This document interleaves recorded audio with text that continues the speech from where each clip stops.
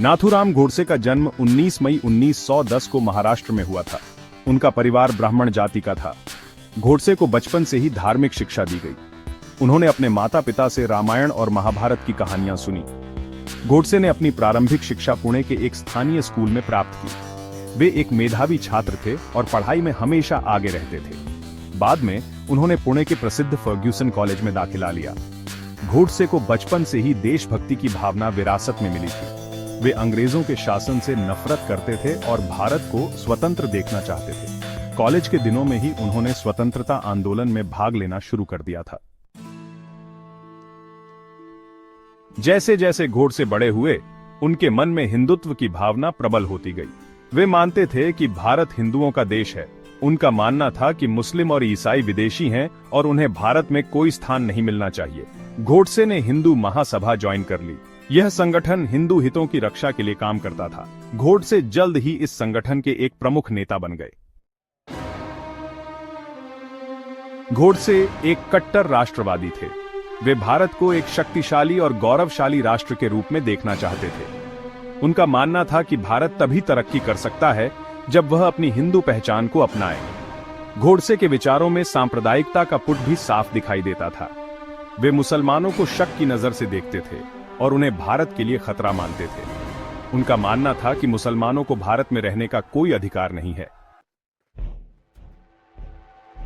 भारत के विभाजन के बाद गोडसे महात्मा गांधी से बहुत नाराज हो गए।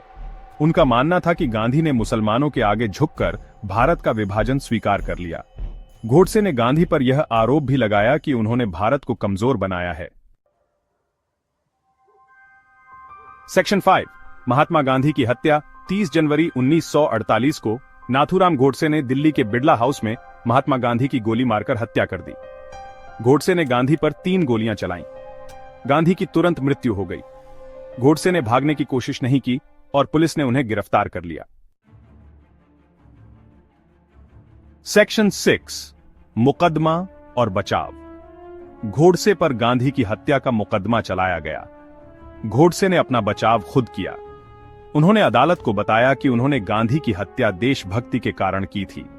उन्होंने कहा कि गांधी भारत को कमजोर बना रहे थे और उन्हें रोकना जरूरी था। सेक्शन 7 विरासत और प्रभाव। नाथूराम गोडसे की विरासत भारतीय इतिहास में एक काला धब्बा है। जहां एक तरफ उन्हें कुछ लोग कट्टर राष्ट्रवादी मानते हैं, वहीं दूसरी तरफ उन्हें एक हत्यारा और आतंकवादी माना जाता है। उनके कार्यों ने भारतीय समाज में गहरी दरारें पैदा कर दीं। सेक्शन 8 समकालीन प्रासंगिकता। आज भी गोडसे का नाम भारत में बहस और विवाद का विषय है।